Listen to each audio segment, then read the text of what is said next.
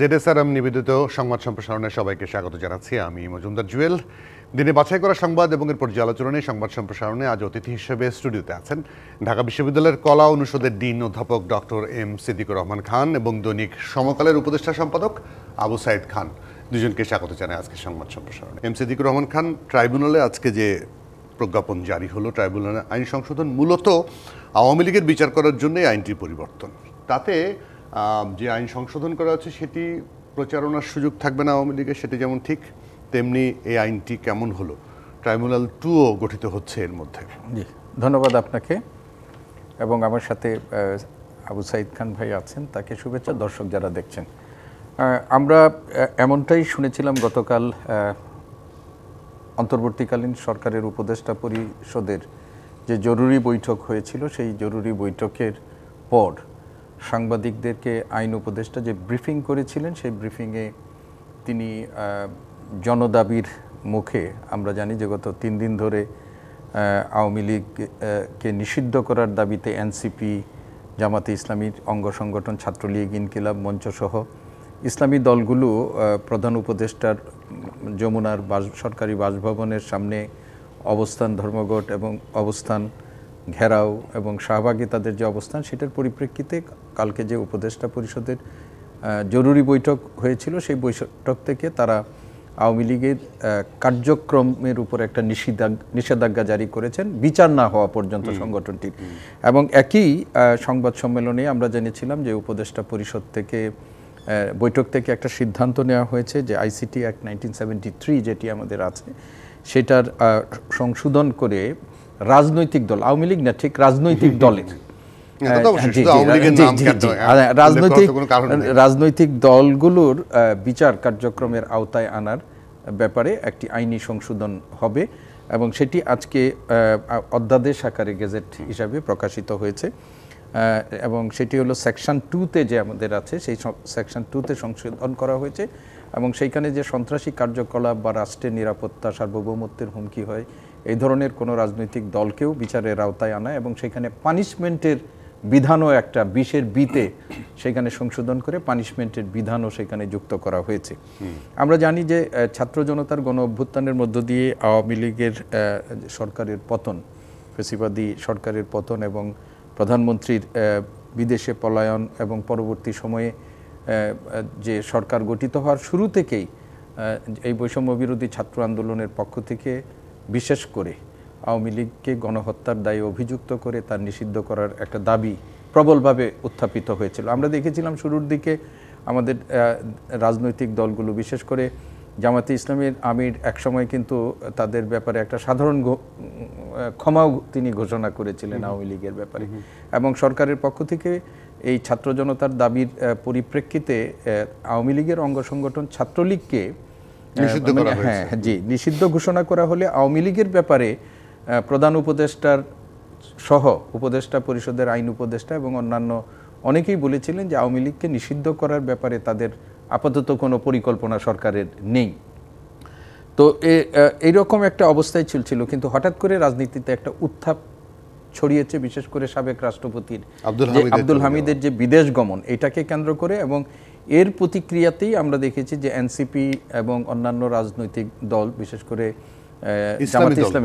জামাতে ইসলামী সরাসরি এখানে অংশগ্রহণ করেনি, তাদের ছাত্র সংগঠন ছাত্র শিবির সরাসরি অংশগ্রহণ করেছে এবং জামাতে ইসলামী গতকাল মধ্যরাত পর্যন্ত 10টার আগ পর্যন্ত আনুষ্ঠানিকভাবে তারা কোনো প্রতিক্রিয়া ব্যক্ত করেনি। 10টার পরে তাদের যে নেতা শফিকুল ইসলাম সাহেব, তিনি সম্ভবত একজন আছেন না আরেকজন শফিকুর আমির না আরেকজন নেতা, তিনি ফেসবুক স্ট্যাটাস দিয়েছেন প্রথম, পরবর্তীতে তিনি শাহবাগেও এসে উপস্থিত হয়ে তাদের সংহতি প্রকাশ করেছেন। তো রাতের এই সিদ্ধান্তটি এসেছে এবং এটি কোনো আকস্মিক সিদ্ধান্ত সেরকম বলা যাবে না। গত কয়েকদিন ধরে যে ধরনের পরিস্থিতি আমরা দেখছিলাম, তাতে আমাদের মনে হচ্ছিল যে হয়তো নিষিদ্ধ না হলেও কোনো একটা সিদ্ধান্ত আওয়ামী লীগের ব্যাপারে নেওয়া হচ্ছে। তো আজকে আমরা দেখেছি যে প্রায় সব রাজনৈতিক দলের পক্ষ থেকেই কোনো না কোনোভাবে প্রতিক্রিয়া ব্যক্ত করা হয়েছে। বিএনপি তারাও একটা প্রতিক্রিয়া ব্যক্ত করেছে। আমি একটু প্রতিক্রিয়া জায়গাটা আপনার কাছে আসবো, আমি আবু সাইদ খানের কাছ থেকে আসতে চাই। তো আমি শেষ কথাটা হলো যে এটা গত কয়েকদিনের যে উদ্ভূত পরিস্থিতি, সেই পরিস্থিতিজনিত কারণে সরকার সিদ্ধান্তটা যেটা বলছিল যে আওয়ামী লীগের ব্যাপারে কোনো ব্যবস্থা আপাতত নেওয়ার ভাবছে না, সেটার কিছুটা পরিবর্তন আমরা দেখলাম। আবু সাইদ খান, সে জায়গাটাও যে নিষিদ্ধ ঘোষণা নিয়ে কিন্তু নানা ধরনের টানাপোড়েন ছিল, বিরোধিতা ছিল, জামাত নিজেও বিরোধিতা করেছে, তারপরে আওয়ামী লীগ নিষিদ্ধের ব্যাপারে বিএনপি পর্যন্ত এটা বিরোধিতা করেছে। কিন্তু কালকে সিচুয়েশন একটু চেঞ্জ, কিন্তু জামাতের আমির কিছুক্ষণ আগে একটা ব্রিফ করেছেন, একটা জায়গায় কথা বলেছেন এবং তিনি বলেছেন যে রাজনৈতিক দলগুলোর সঙ্গে আলোচনা করে সিদ্ধান্ত নিলে ভালো হতো, তারপরেও ঠিক আছে, সরকারকে ধন্যবাদ এই সিদ্ধান্ত নেওয়ার জন্য। আপনি কি বলেন? আচ্ছা, প্রশাসনিক আদেশে এই ধরনের সিদ্ধান্ত নেওয়ার ফল সবসময় ইতিবাচক হয় না। আমরা একইভাবে আমরা জামাতকে নিষিদ্ধ করার বিষয়টা, অর্থাৎ শেখ হাসিনার শাসন আমলের শেষের দিকে এসে জামাতকে নিষিদ্ধ করেছিল, তো জামাতের ক্ষতি হয় নাই, বরং সেটা তাদের সাপে বর হয়েছে, আপার হ্যান্ড পেয়ে গেছে, জামাত সামনে এসে গেছে।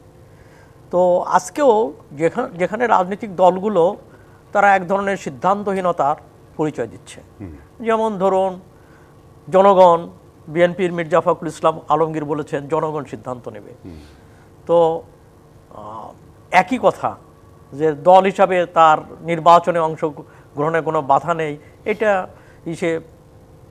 প্রধান উপদেষ্টা থেকে শুরু করে এবং অন্যান্য উপদেষ্টা, একাধিক উপদেষ্টা বলেছেন। তো সেই জায়গা থেকে সরকার শিফট করেছে হঠাৎ করে একটাই ঘটনা, সেটা হলো আওয়ামী লীগের রাজনৈতিক কার্যক্রম নিষিদ্ধ, এই তো।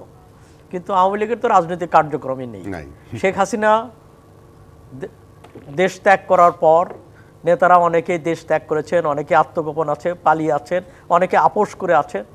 তো এই অবস্থায় আওয়ামী লীগের কোনো কার্যক্রম নেই। আওয়ামী লীগ বরং কখনো কখনো দু একটা ঝটিকা মিছিল, তো ওইটা তো যে কোনো একটা ক্লাবের ছেলেমেয়েরাও করতে পারে। ধরুন এইটা তো কোনো রাজনৈতিক কর্মকাণ্ড, আওয়ামী লীগের মতো বড় সংগঠন যেটা হলো ক্ষমতার প্রতিদ্বন্দ্বী, তো তাদের জন্য এটা তো কোনো কার্যক্রম না। অতএব এই নিষিদ্ধ করার মধ্য দিয়ে একটা খারাপ উদাহরণও হয়ে যেতে পারে, যে মনে করবে যে প্রতিপক্ষকে ঘায়েল করার জন্য এটা একটা হাতিয়ার, যেমন করে আওয়ামী লীগ করেছে এবং জনগণের আকাঙ্ক্ষায় গঠিত অভ্যুত্থানের মধ্য দিয়ে গঠিত সরকারও তারা একই পথ। শাহবাগে একটা কথা শুনেছেন কয়েকজনের, তারা কিন্তু বিএনপিরও নিষিদ্ধ করার দাবি তুলেছে বেশ কয়েকজন। আমি সেই জন্য যে ওখানে বিএনপিকেও নিষিদ্ধ করার দাবি করেছে, তারা বলেছে আওয়ামী লীগ বিএনপি ভাই ভাই ভাই ভাই, অতএব এটাকেও নিষিদ্ধ করতে হবে। তাহলে আমরা কোন দিকে যাচ্ছি? আমার প্রশ্নটা সেখানে। হ্যাঁ, অপরাধ, আওয়ামী লীগ যে অপরাধ করেছে গত 15 বছর, যে হত্যা, মানবতা বিরোধী অপরাধ করেছে, আয়না ঘর সহ নির্যাতন, রাজনৈতিক কর্মীদের পর জুলুম নিপীড়ন যা কিছু করেছে, ক্ষমার অযোগ্য, এর বিচার হওয়া উচিত। এবং এমনকি দল হিসাবেও বিচার হতে পারে, দল হিসাবেও কিন্তু বিচারে কোনো আপত্তি নেই। তো যেমন জামাতের প্রশ্নে যুদ্ধাপরাধী দলদেরও বিচারের বিষয়টা ছিল, সেই দাবিও কিন্তু মাঠে ছিল, সেটা আওয়ামী লীগও করে নাই। তো এই অবস্থায় তো আমি জানি না, যদি এখন যে আইনটা তৈরি করা হলো, এই আইনে কি কেবলমাত্র আওয়ামী লীগের বিচারের জন্য, না এখানে 71-এ যারা গণহত্যার সঙ্গে যুক্ত তাদেরও বিচার হবে? আমি জানি না, এটা ক্লিয়ার করা উচিত, সরকারের তার অবস্থান স্পষ্ট করা উচিত বলে আমি মনে করি। আগামীকাল যদি প্রজ্ঞাপনটা হয় তাহলে হয়তো আরো ক্লিয়ার হবে যে কোন, শুধুমাত্র আওয়ামী লীগ তো হতে পারে না, সংগঠনের কথা যেহেতু বলা আছে সেই জায়গাটায় মানে আপনি আরেকটা হলো রাজনৈতিক অঙ্গনে যে আগাছা, রাজনৈতিক অঙ্গনে যে মানে যে দুর্বৃত্তায়ন ঘটেছে, সেটা তো 71-এও ঘটেছিল, তো 71 থেকে শুরু করা উচিত আমার মনে হয়। আপনি কি মনে করেন যে এই বাস্তবতা এটা সম্ভব বা এটা হবে? কি হবে না হবে সেটা কথা না, আমি কি হওয়া উচিত আমি সেটা মনে করছি। মানে গণতন্ত্রের প্রশ্নে কি হওয়া উচিত, গণতন্ত্রের পথকে সুগম করতে হলে, এগিয়ে নিতে হলে যৌক্তিকভাবে কি হওয়া উচিত আমি সেটাই বলছি। কি হবে না হবে সবকিছু তো আমাদের ইচ্ছা হয় না। এমনকি আমি দেখলাম যে ডক্টর মোহাম্মদ ইউনূসের ইচ্ছা হয় না, কেন উনি এটা যেটা ইচ্ছা করেন আরেকটা, মানে আরেকটা করতে হয় আমার মনে হয়। কিংবা মির্জা ফখরুল ইসলাম আলমগীরের ইচ্ছাও হয় না সবচেয়ে বড় দলের, কেন উনি যেটা বলেন তো উনি সেখানেও থাকতে পারেন না। তো এখন এই হচ্ছে দেশের রিয়েলিটি। তবে আমার মনে হয় অস্থিরতার অবসান হওয়া উচিত, এবং যা কিছু দেশটাকে আমরা অনেক রক্তের বিনিময়ে এখানে স্বৈর শাসন মুক্ত করা হয়েছে, এবং সেটাকে কাঙ্ক্ষিত লক্ষ্যে এগিয়ে নিয়ে যাওয়া দরকার। গণতন্ত্রের যাত্রাটা যেন বিঘ্নিত না হয়, এইভাবে আমাদের ধীর স্থির এবং সুচিন্তিত পদক্ষেপ গ্রহণ করা উচিত বলে আমি মনে করি। জি এমসিকিউ যে দাবি, হ্যাঁ জনদাবির কথা বলছেন, জনতার দাবি, একটা আন্দোলন হয়েছে, প্রধান উপদেষ্টার বাড়ির সামনে শাহবাগ মোড় অবরোধ করা হয়েছে, তারপরে নিষিদ্ধ, মানে এটা আওয়ামী লীগের জন্য শুধু না, এটা এই জিনিসগুলো কি খুব ভালো একটা রাজনৈতিক দল নিষিদ্ধ করা? এখন যে আমি যেটা বললাম আবু সাইদ খানকে, যে শাহবাগ থেকে কিন্তু কয়েকজন বাঞ্চ অফ পিপল বলেছে বিএনপিকে নিষিদ্ধ করা হোক, সেগুলো তো আসলে রাজনীতির জন্য কতটুকু ভালো? শুনেন, বাংলাদেশের রাজনীতিতে এখন অনেক কিছুই চলছে, সেটা আমি আপনি চাইলেও যেরকম হবে না। একটু আগে উনি বলেছেন যে অনেক কিছু হচ্ছে। এখন আজকে আপনি দেখেন যে আওয়ামী লীগের ব্যাপারে যে বক্তব্যগুলো, যে দাবিগুলো আসছে, আমি মনে করি যে সরকার এই অবস্থায় যেটা সরকার যেটা করেছেন, যে একটু আগে সাইদ ভাই যেটা বলেছেন যে আওয়ামী লীগের তো প্র্যাকটিক্যালি কোনো কার্যক্রম নেই, একটা দুইটা জটিকা সফর, সেখানে এই সিদ্ধান্ত গ্রহণ আওয়ামী লীগের জন্য বা এই দাবির প্রতি কতটা ফলপ্রসূ হবে সেটা অনেকটা আমাদের কাছে প্রশ্ন আছে। এখন যেটা হচ্ছে যে বড় রাজনৈতিক দলগুলো আমাদের, যেটা আপনি যেটা বলছেন যে এই আওয়ামী লীগ নিষিদ্ধের প্রশ্নে জামাতে ইসলামী কিন্তু বেশ কয়েকবার তাদের অবস্থান পরিবর্তন করেছে। এবং একটু আগে যেটা বলেছেন যে এখন যে আইনটি সংশোধন হলো, সেই আইন সংশোধিত আইন, এটি যদি থাকে ভবিষ্যতে এই আইনের দ্বারা শুধু আওয়ামী লীগ বিচারের কাঠগড়ায় দাঁড়াবে না অন্য কাউকেও বিচারের কাঠগড়ায় আসতে হবে, সেই প্রশ্ন কিন্তু এখন একটা বড় রকমের প্রশ্ন। আপনি শুরুর দিকে বলেছিলেন যে আওয়ামী লীগের বিচারের জন্য আইন সংশোধন করা হয়েছে, কিন্তু এখানে আওয়ামী লীগের জন্য না, যারা দেশের স্বাধীনতা সার্বভৌমত্বের জন্য হুমকি হিসাবে মনে হবে, জননিরাপত্তা বিঘ্নিত হবে, সন্ত্রাসী কর্মকাণ্ডের জন্য যারা হবে, গণহত্যার সাথে মানবতা বিরোধী, এগুলো অনেকগুলো ডিফাইন করা হয়েছে যে এই সমস্ত অপরাধের জন্য তাদের বিরুদ্ধে নিষিদ্ধকরণ সহ তাদের সম্পত্তি বাজেয়াপ্ত, তাদের অনেকগুলো প্রচারণা বন্ধ করা, এগুলো আছে। এখন এই যে আপনি বললেন যে বিএনপির উপরে আমরা শুনেছি কালকে তাদেরও ভুয়া বলা হয়েছে। বিএনপি কিন্তু একমাত্র রাজনৈতিক দল যারা 10 ফেব্রুয়ারিতে আমরা সবাই মাঠে অনেকেই কথা বলেছে, কিন্তু তারা লিখিতভাবে 10 ফেব্রুয়ারিতে প্রধান উপদেষ্টার বরাবরে তারা একটা লিখিতভাবে দাবি জানিয়েছে যে এই গণহত্যা এবং গণতন্ত্র হত্যার দায়ে আওয়ামী লীগের একটা বিচার তারা চায়। এটা কিন্তু লিখিতভাবে দাবি করেছে। অন্যরা মাঠে দাঁড়িয়ে কথা বলেছে, মানে করেছে। তো এখন বিএনপিকে নিষিদ্ধ করতে হবে। বিএনপি আজকে তাদের প্রতিক্রিয়া ব্যক্ত করেছে এবং তারা বলেছে যে এই সিদ্ধান্তে তারা আনন্দিত, তবে এটি কিভাবে কার্যকর করা হবে এই ব্যাপারে কিন্তু তারা একটু সতর্কতার সাথেও মানে করা হয়েছে, সতর্কতা সেখানে থাকতে বলা হয়েছে। এবং একটা গণতান্ত্রিক রাজনৈতিক দল হিসাবে তারা এই ধরনের কথা বলবে। যে সাইদ ভাই যেটা বলছেন যে বাংলাদেশের ইতিহাসে আপনি দেখেন যে আওয়ামী লীগ কিন্তু এই প্রথমবার যে তাদের কার্যক্রম নিষিদ্ধ হলো তা না, নিষিদ্ধও তো হয়েছিল এই রাজনৈতিক দল। 71 সালে এই রাজনৈতিক দল নিষিদ্ধ হয়েছে, একবার বিলুপ্ত হয়েছে, তারপরে ভাঙা হয়েছে, আবার তারা এসেছে। এবং নির্বাহী আদেশে যেটা দুইটাই তো আমরা প্রয়োগ করতে পারি, একটা হলো 1978 সালের রাজনৈতিক দল বিধি, এটার মাধ্যমে রাজনৈতিক দলকে নিষিদ্ধ করা যায়। তবে সেই প্রক্রিয়াটা কিন্তু অনেক স্বচ্ছ। 2009 সালে বিএনপি আওয়ামী লীগ যেটা করেছিল সন্ত্রাস বিরোধী আইন, এইটার চেয়ে 1978 সালে সেইখানে অন্ততপক্ষে একটা রাজনৈতিক দলকে নিষিদ্ধ করতে হলে কোর্টের কাছে যেতে হয়, আদালতের কাছে যেতে হয়। কিন্তু 2009 সালে তো সেটার আর কোনো রাখা হয়নি এবং আওয়ামী লীগের করা এই আইনের মাধ্যমে আওয়ামী লীগই আজকে নিষেধাজ্ঞার আওতায় পড়েছে। তো আজকে যারা এই আইন করছে, আবার ভবিষ্যতে কারা এই আইনের দ্বারা ভিকটিম হবে বা কি হবে সেটা আমরা এখনো জানি না। কিন্তু আমরা মনে করি যে ছাত্র জনতা বা আমাদের সরকার সবাইকেই কিন্তু উপলব্ধি করতে হবে, সাইদ ভাই যেটা বললেন যে একটা অনেক মানুষের রক্তের বিনিময়ে আমরা এখানে এসেছি, আওয়ামী লীগের হাত থেকে এই দেশকে মুক্ত করা হয়েছে। এবং এমন কোনো কাজ এমন কোনোভাবেই যেন না হয়ে যায় যেটি ভবিষ্যতের জন্য মানে এই সরকারের জন্য একটা প্রশ্নবোধক হয়ে যায়। ভেবে চিনতে মানে করলেই সুন্দর করে আমাদের বিষয়গুলো, আইনগত দিকগুলো দেখে আমরা যেন যাই। এবং সেটা যদি না করতে পারি তাহলে ভবিষ্যতে আমাদের অনেক কিছু প্রশ্নবিদ্ধ হবে এবং আমাদের ভালো উদ্দেশ্য খারাপ হয়ে যেতে পারে। পরিষ্কার একটা ছোট বিরতি নিয়ে ফিরে এসে আমরা আলোচনা যুক্ত হচ্ছি। দর্শক আপনারা থাকবেন, আপনারা দেখছেন ZSRM নিবেদিত সংবাদ সম্প্রসারণ। বিরতির পর আবার স্বাগত। ZSRM নিবেদিত সংবাদ সম্প্রসারণে আমাদের সঙ্গে স্টুডিওতে আছেন ঢাকা বিশ্ববিদ্যালয়ের কলা অনুষদের ডিন অধ্যাপক ডক্টর এম সিদ্দিকুর রহমান খান এবং দৈনিক সমকালের উপদেষ্টা সম্পাদক আবু সাইদ খান। দুজনকে আবার স্বাগত। আবু সাইদ খান, যেটি আসলে আপনিও একটু শঙ্কার কথা বলেছেন যে দেশটাকে এখন একটু ভালোভাবে চালানো দরকার এসব, কারণ শঙ্কা আজকে বিএনপি এই সিদ্ধান্তকে মানে আওয়ামী লীগের কার্যক্রম নিষিদ্ধের সিদ্ধান্তকে স্বাগত জানালো, বলেছে যে এখান থেকে সাবধান থাকতে হবে কারণ যে কোনো সময় একটা কেওয়াস লাগতে পারে, মানে এরকম একটা কথা। আমরা এখনও ওই যে মবগুলো কিন্তু ঠেকাতে পারলাম না, এখনও দুদিন পর পর নানা ধরনের বাজে ধরনের ঘটনা ঘটছে, সেগুলো ঠেকাতে পারছি না। সেখানে আবার আওয়ামী লীগকে কার্যক্রম নিষিদ্ধ, আপনি কেমনভাবে দেখেন আসলে? বিজয় তো আমরা ছিনিয়ে আনি, ৭১-এ আমরা বিজয় ছিনিয়ে এনেছি, কিন্তু ৭১-এ যে কাঙ্ক্ষিত বাংলাদেশ, সব মানুষের বাসযোগ্য শোষণমুক্ত বাংলাদেশ, আমরা এটা করতে পারিনি। তো ৯০-এর গণ অভ্যুত্থানের মধ্য দিয়ে একটা আকাঙ্ক্ষা ছিল যে একটা গণতান্ত্রিক সমাজ বিধি নির্মাণ হবে, এবং সেই জন্য একটা রূপরেখাও তৈরি হয়েছিল, ৩ জোটের রূপরেখা বলে পরিচিত। তারপরে আওয়ামী লীগ এবং বিএনপি দেশ শাসন করেছে, কিন্তু ৩ জোটের রূপরেখা বাস্তবায়িত হয় না, গণতান্ত্রিক বিধি ব্যবস্থা গড়ে ওঠেনি।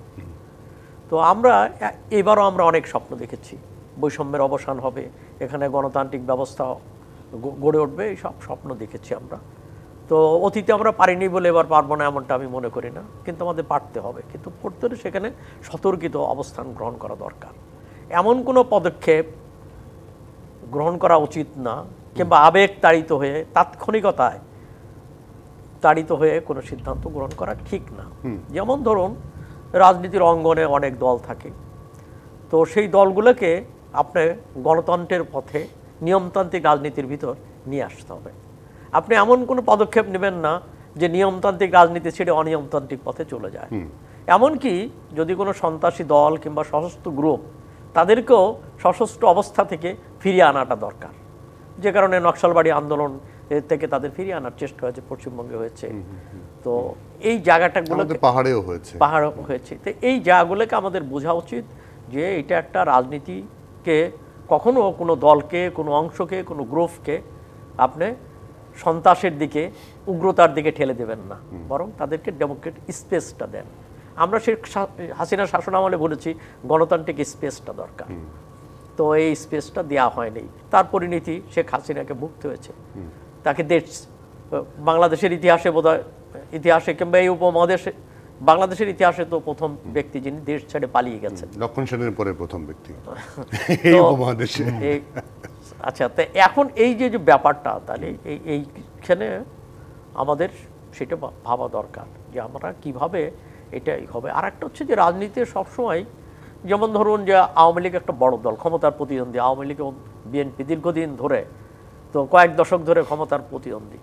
আওয়ামী লীগের আওয়ামী লীগের একটা অংশ তারা সন্ত্রাসী এবং অপকর্ম, হত্যা, লুটপাট ইত্যাদির সঙ্গে যুক্ত ছিল, কিন্তু আওয়ামী লীগের তো এমন লোক আছে, সাধারণ আওয়ামী লীগার, যারা বিভিন্ন কারণে মুক্তিযুদ্ধের ভিতর দিয়ে বিভিন্ন কারণে আওয়ামী লীগের রাজনীতির সাথে যুক্ত হয়েছে। তো সেই লোকগুলোকেও যে কি আপনাকে অপরাধীর দাঁড় করাবেন, একই পাল্লায় সবাইকে মাপা উচিত না, এবং তাদের জন্য তো একটা রাজনীতির স্পেসটা দরকার। এমনকি আওয়ামী লীগের রাজনীতিতেও তো কিছু সৎ লোক ছিল, তো তাদেরও স্পেস দেওয়া দরকার।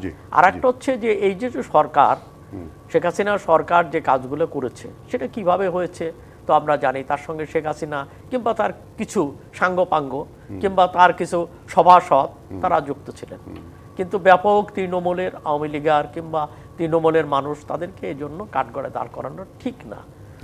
এমনকি যে আওয়ামী লীগের, আমরা জানি যে আওয়ামী লীগের শাসন আমলে সাংবাদিকদের ভিতর একটা গ্রুপ ছিল যারা দলখানা ছিল, এবং যারা আওয়ামী লীগ গুণকীর্তনে সবসময় ব্যস্ত ছিল। প্রধানমন্ত্রীর সংবাদ সম্মেলনে আমরা দেখেছি কিভাবে গুণকীর্তন করেছে ইত্যাদি তারা করেছে, কিন্তু এর এই নয় যে ওই লোকগুলো অপরাধ করে থাকলে, দুর্নীতি করে থাকলে তার বিচার হবে, এর এই নয় ওই লোকগুলো হত্যাকাণ্ডের সঙ্গে জড়িত ছিল।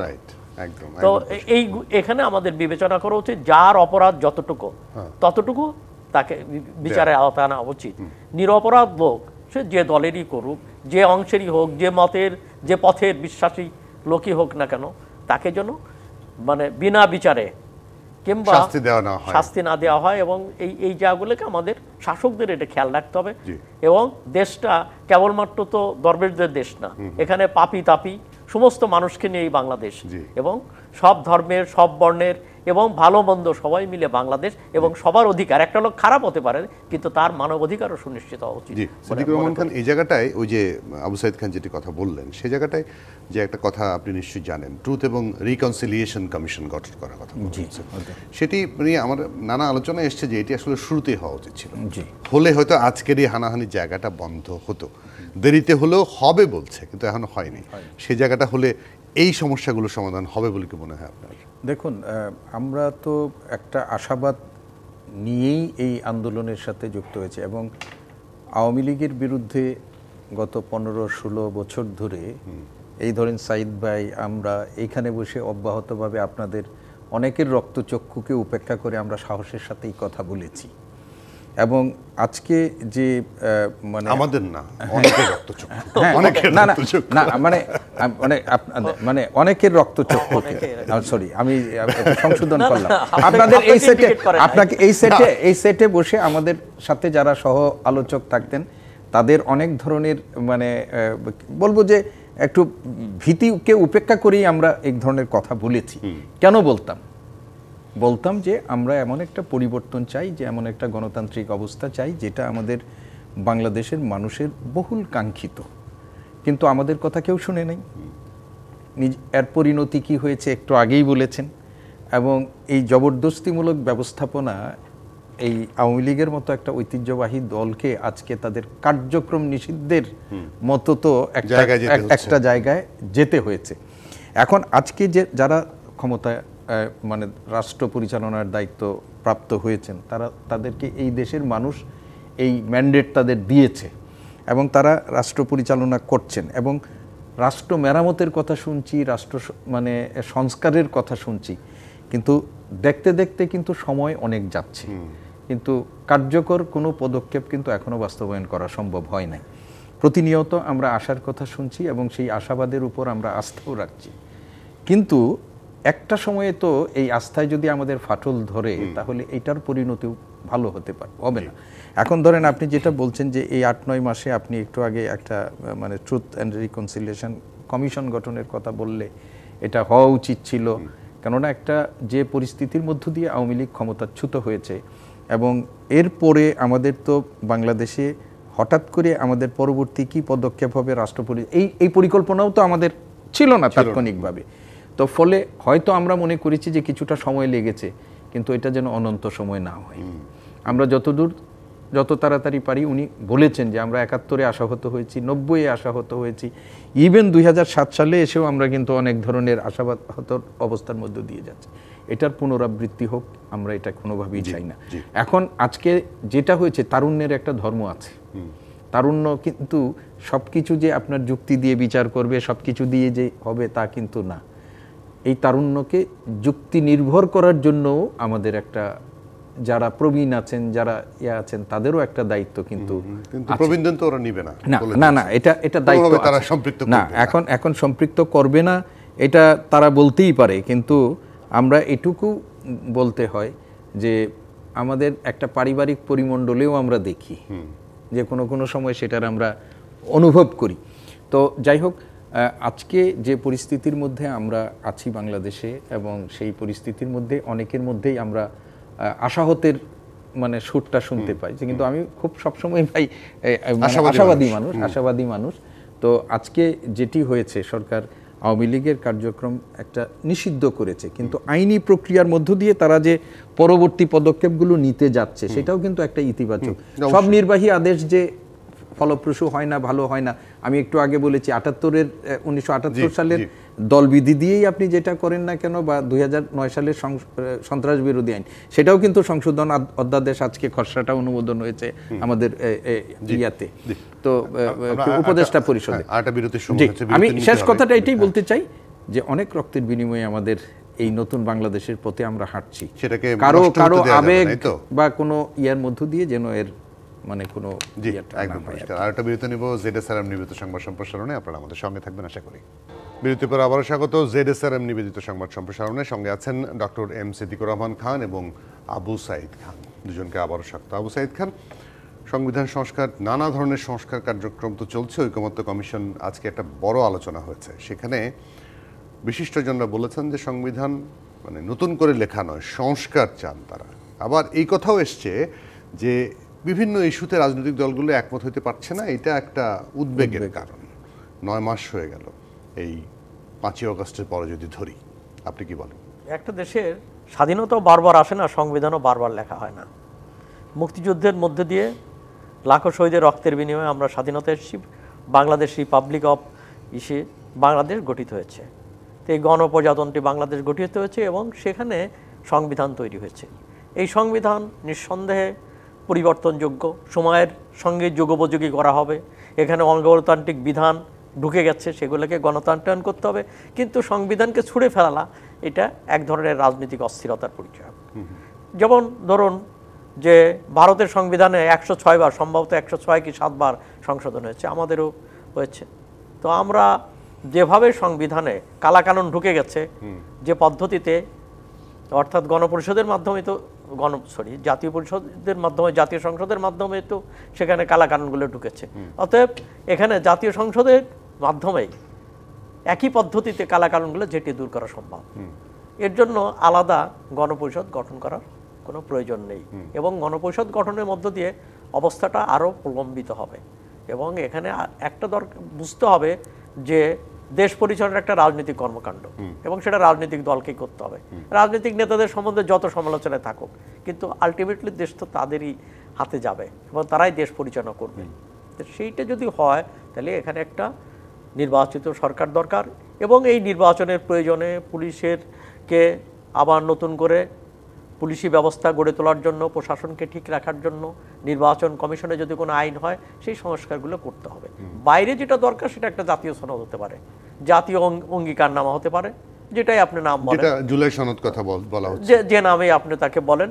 তো এই সনদের সেইটাকে তো সংসদের মাধ্যমে সেটাকে বাস্তবায়ন করতে হবে এবং সেটা তো রাজনৈতিক দলকে এবং ঐক্যমত্যের ভিত্তিতেই সেখানে তাদের অঙ্গীকারবদ্ধ হওয়া উচিত। তাহলে এটা দুটো পার্ট করা উচিত, যে একটা হচ্ছে যে ইমিডিয়েট আমাদেরকে এইগুলো বাস্তবায়ন করা দরকার এবং আগামীতে এই অঙ্গীকারনামা তৈরি করতে হবে। তারপরে অঙ্গীকার করলেই বাস্তবায়ন করবেন এমন তো বলা যায় না, কেননা আগেও তো 3 জোটের উপরে একটা অঙ্গীকার ছিল, কিন্তু ওটা তো বাস্তবায়ন হয়নি। তারপরেও আমরা আশাবাদী। সিদ্দিক ভাই যেটা বারবার বলছেন আশাবাদী মানুষ, আশাবাদী কিনা? না, আমি অবশ্যই আশাবাদ তো থাকতেই হবে, আশাবাদ না থাকলে তো হবে না। যে আলোচনা হচ্ছে এখন আজকে, যেটা ঐক্যমত্য কমিশনের, যেটি আপনি আলোচনা করেছেন, এবং সেই ঐক্যমত্য কমিশনে এর আগেও রাজনৈতিক দলগুলোর সাথে যে আলোচনা হয়েছে, সেই আলোচনাগুলোতে সংবিধান নতুন করে লেখা হবে কিনা পুরনো সংবিধান, এটা কিন্তু একটা বড় মৌলিক প্রশ্ন। এবং সেইখানে আপনি দেখেন যে রাজনৈতিক দলগুলোর যেগুলো অধিকাংশই যারা আছে, বিএনপি সহ, তারা বলেছে যে বিদ্যমান সংবিধানের ব্যাপক ভিত্তিক সংশোধন যেটির কথা বলা হচ্ছে, সেই সংশোধনের মধ্য দিয়ে এই সংবিধানটিকে কার্যকর করার জন্য উদ্যোগ নিতে হবে। এবং আজকে যারা বিশিষ্টজনরা যারা গিয়েছেন তারাও একই কথা বলেছেন যে সংবিধান নতুন করে লেখা নয় এবং নতুন করে লেখার জন্য কতগুলো পদ্ধতিগত ব্যাপার আছে। আমরা আজকে এমন একটা অবস্থার মধ্য দিয়ে আছি, এই সরকারটাকে আমরা বিপ্লবী সরকার হিসাবেও ঘোষণা করি নাই। ফলে আমরা মানে এই সরকার যদি বিপ্লবী সরকার হয়েছে তাহলে বিদ্যমান সংবিধানের এত ধার ধারা দরকার ছিল না, কিন্তু এই সরকার তো সংবিধানের আওতায়ই তারা ওত নিয়েছেন, সংবিধান দ্বারাই পরিচালিত হচ্ছেন। তো ফলে আমরা মনে করি যে এই বিতর্কের থেকেও এই সংবিধানটিকে কিভাবে যুগের সাথে এবং এই যে সর্বশেষ জুলাই অভ্যুত্থানের যে মানুষের জীবন আত্ম উৎসর্গ করা হয়েছে সেইটার স্পিরিটের সাথে সঙ্গতিপূর্ণ করে এই সংবিধানটিকে বা এই সংবিধানের প্রশ্নে রাজনৈতিক দল এবং আমাদের অন্য স্টেক হোল্ডারদের মধ্যে একটা ঐক্যমত্য এসে এই ব্যাপারে যদি অন্ততপক্ষে আমরা একটা মিনিমাম সমঝোতামূলক পদক্ষেপের মধ্যে যেতে পারি, তাহলেও বুঝবো যে আমরা একটা অগ্রগতি হয়েছে। আর আপনি যদি এই ব্যাপারে না যেতে পারি, আপনি নির্বাচন বলেন, আরও অন্যান্য যে কোনো অনেক বিষয়েই কিন্তু কোনো কার্যকর ব্যবস্থা গ্রহণ করা যাবে না। ফলে আমার মনে হয় এই সংবিধান সংশোধনের প্রশ্নে বা সংবিধানের প্রশ্নে ঐক্যমত্য কমিশন, সরকার এবং রাজনৈতিক দলগুলোর একটা সমঝোতাটা দ্রুত হওয়া দরকার। এটি যত প্রলম্বিত হবে আমাদের অন্য অনেক কাজ কিন্তু প্রলম্বিত হবে, নির্বাচন থেকে শুরু করে অন্য অনেক কাজ প্রলম্বিত হবে। ফলে আজকে যে বিশিষ্টজনদের সাথে আলোচনা হয়েছে, রাজনীতিবিদদের সাথে যে আলোচনা হচ্ছে, ঐক্যমত্য কমিশনের যে ধারাবাহিক আলোচনা হচ্ছে, সেটার তো এক জায়গায় একটা ইতি টেনে তাদের সিদ্ধান্তটা দিতে হবে যে নতুন করে আমরা করব না পুরনোটা করব। নতুন করে করার জন্য কি করণীয় আছে, সেই পথ অনেক বন্ধুর পথ এবং এই বন্ধুর পথে অগ্রসর হওয়ার মতো অবস্থায় আমরা আছি কিনা এটাও বিবেচনা করতে হবে।